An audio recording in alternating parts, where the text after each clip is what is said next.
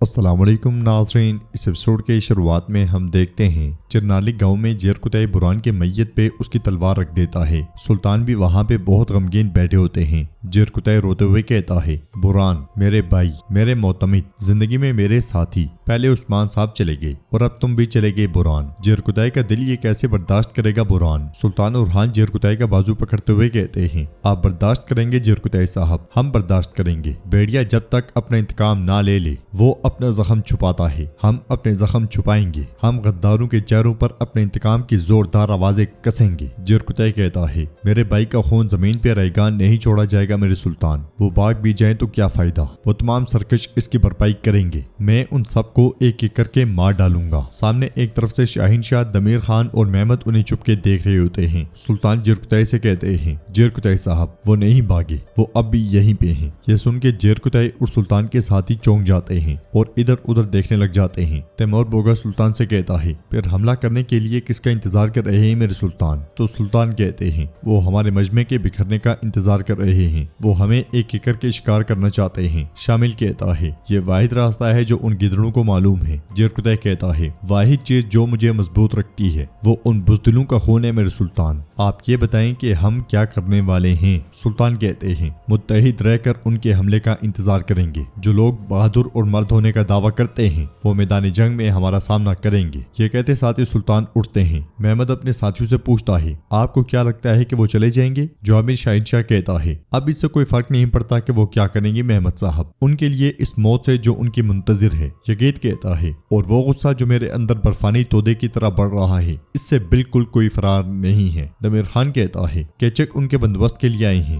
वो जल्दी इस जगह को घेर लेंगे और यहाँ मंडला रहे होंगे। यकीन कहता है, इनकी लाशें परिंदों और जानवरों की खुराक बनेंगी, जरा इंतजार करें। उधर हम देखते हैं कि घोड़े पर सवार अस्पोचा खातून आगे बढ़ रही होती है। केसले में घोड़े के सामने से सांप गुजरता है, घोड़ा लड़खड़ाता है और अस्पोचा जमीन पे गिर जाती है। दूसरी तरफ बोरसा में फातिमा अस्पोचा को घोड़ा देने वाले के पास खड़ी होती है। रिश्वत लेके घोड़ा देने वाला कहता है, वल्लाह मैंने किसी की मदद नहीं की, मैं सिर्फ अपनी रोजी रोटी के लिए काम करने की कोशिश कर रहा हूँ। फातिमा उससे कहती है, झूठ बोलना बंद करो, आस पास घोड़े बेचने वाले वाहिद शख्स तुम हो, तुमने रोमी औरत को घोड़ा बेचा है या नहीं। वो शख्स कहता है, उसके पास सिक्के नहीं थे, उसने मुझे ये दिया। ये कहते साथ ही वो एक पोटली निकाल के फातिमा की जानिब बढ़ा देता है जिसमें हार और अंगूठी होती है। फातिमा उससे पूछती है, उसे निकले हुए कितना वक्त हो गया है। तो वो शख्स कहता है, सूरज अभी अपने अरूज पर नहीं पहुंचा था। फातिमा अपने साथ मौजूद सिपाही से कहती है, इसे इसके बदले सिक्के दे दो, हम वक्त जाए किए बगैर जाएंगे। चलो। सिपाही उस शख्स को सिक्के दे देता है और वो आगे बढ़ जाते हैं। उधर हम देखते हैं कि मलून खातून ने भी खवातीन को इकट्ठा किया होता है और वो एराज से पूछती हैं, अस्पोचा इस महल से कैसे जा सकती है, कैसे। पास ही में सुलेमान, कासिम और कुलसुम भी खड़े होते हैं। मलून खातून एराज से कहती है, तुम उसे कैसे नहीं देख सकी, तुम उसे कैसे नहीं देख सकी एराज। एराज कहती है, वल्लाह मलून खातून, उसने हमें काम करने का हुक्म दिया, फिर हमें पता चला कि वो चली गई।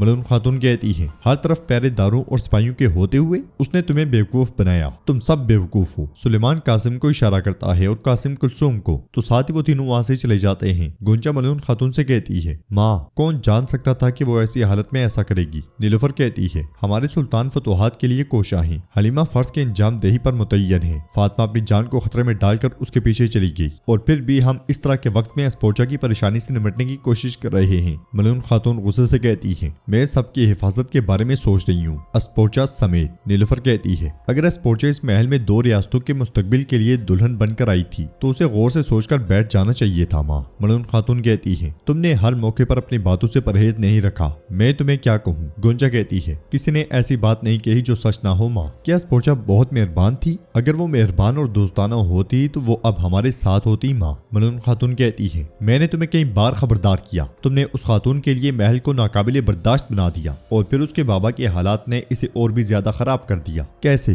तुम जो कुछ चाहती थी वो कैसे हो गया नीलुफर। नीलुफर कहती है, अगर उसमें वो बोझ उठाने की ताकत नहीं थी जो उससे मांगी गई थी तो उसे आगे नहीं बढ़ना चाहिए था माँ। उसने कहा कि वो 2 रियासतों को बचाने के लिए जा रही है, वो अपने और अपने बाप के अलावा कुछ नहीं सोच रही, अब हर कोई इसे देख सकता है। मलून खातून गरजते हुए कहती है, बस नीलुफर बस, अस्पोचा भी सुल्तान की बीवी है, ये बात तस्लीम करो, और तुम भी गोंचा, ये तुम्हें मेरी आखिरी तंबीह है। अगली लम्हे गोंचा को पेट में तकलीफ महसूस होती है तो मलून खातून, नीलुफर और खवातीन उसे सहारा देती हैं। वो उससे उसका हाल अहवाल पूछती हैं तो गोंचा कहती है मैं ठीक हूँ। नीलूफर उससे कहती है थोड़ा सा वक्त रह गया है बहन। उधर हम देखते हैं कि सुल्तान उरहान बुरहान की मैयत के पास खड़े होते हैं और कहते हैं मेरे सदरान, मेरे सिपाहियों, मैं जानता हूँ कि तुम्हारे दिल जल रहे हैं, लेकिन ये जान लो कि मेरे अंदर की आग तुम्हारी आग से 1000 गुना ज्यादा है। आपने एक सरदार, लेकिन मैंने अपने बाबा की मीरास उनके भाई को खो दिया है। आपने एक सरदार, लेकिन मैंने मुझे सरदारी सिखाने वाले को खो दिया है। लेकिन गिरना नहीं है, हम हरगिज नहीं टूटेंगे। हम एक दिल में 1000 बुरान जिंदा रखेंगे। उनके ईमान और इज्जत के साथ हमें गजा से दूसरी गजा तक दौड़ेंगे। हम उनके रास्ते को अपना रास्ता मानने वालों के साथ बनेंगे। हमें अजियत में मुब्तला करने वालों के लिए अजाब बनेंगे। ये कहते साथ ही सुल्तान रोते हुए जेर कुतई की जानिब अपना हाथ बढ़ा देते हैं। जेर कुतई सुल्तान का हाथ थाम लेता है और उठ खड़ा होता है। पास ही में उमर दमीर खान से कहता है दमीर खान साहब, कैप्चक सिपाहियों ने अपनी तलवारें सौंत ली हैं। वो हर कोने को संभाले हुए हैं। ये सुन के शाहीन शाह और दमीर खान खुश होते हैं और दमीर खान कहता है सरदारान अब वक्त आ गया है, चलो बिस्मिल्लाह करो। ये कहते साथ ही वो सब आगे बढ़ जाते हैं। सामने सुल्तान पूछते हैं एवरानो साहब कहाँ हैं? तो शामिल कहता है उन्होंने कहा कि वो इससे निकलने की कोशिश करेंगे और चले गए, लेकिन बज़ाहिर उनके साथ कुछ हो गया है मेरे सुल्तान। ये सुन के सुल्तान परेशान हो जाते हैं, मगर इसी लम्हे उन्हें आवाजें सुनाई देती हैं चलो चलो जल्दी करो जल्दी करो। वो सब तैयार हो जाते हैं। सुल्तान कहते हैं ये आवाजें उन सांपों की आवाजें हैं जो हमारे अंदर घुस आए हैं। साथ ही हम देखते हैं कि बहुत से सिपाही उन्हें घेर लेते हैं। एक तरफ से महमद, शाहीन शाह और दमीर खान भी सामने आ जाते हैं। शाहीन शाह सुल्तान से कहता है क्या हुआ उरहान, क्या तुमने अपनी जबान निगल ली है? और हाँ जेर कुतई, तुम बताओ हमारी मौजूदगी ने तुम्हें डरा तो नहीं दिया? जेर कुतई उससे कहता है शाहीन शाह, तुम बेड़िए के बेस में गीदड़, तुमने मेरे भाई को मारा, मैं तुम्हारे टुकड़े टुकड़े कर दूंगा। शाहीन शाह कहता है जेर कुतई फिक्र ना करो, मैं तुम्हें जल्दी तुम्हारे भाई के पास रवाना कर दूंगा। सुल्तान कहते हैं तुम गाफिल लोग, तुमने उस्मानियों के अजीम गाजी को शहीद किया है, यहाँ तुम्हारा खून दरिया की तरह बहेगा। ये सुन के शाहीन शाह हंसने लग जाता है। दमीर खान कहता है उरहान तुम ख्वाब देख रहे हो, ख्वाब अपने इर्द गिर्द देखो। तुम कैप्चक से गिरे हुए हो जिनकी जमीनें तुमने हथियाने की कोशिश की, तुम यहाँ से जिंदा नहीं जा सकते। अगली लम्हे एक शख्स आगे बढ़ता है और कहता है आपने चिन्नारली पर कब्जा करने की कोशिश की सुल्तान उरहान, लेकिन आपको इसकी जरूरत नहीं है, चिन्नारली वैसे भी आपके साथ है। ये कहते साथ ही वो शख्स वापस पलटता है शाहीन शाह, दमीर खान और महमद की तरफ और तलवार लहरा देता है।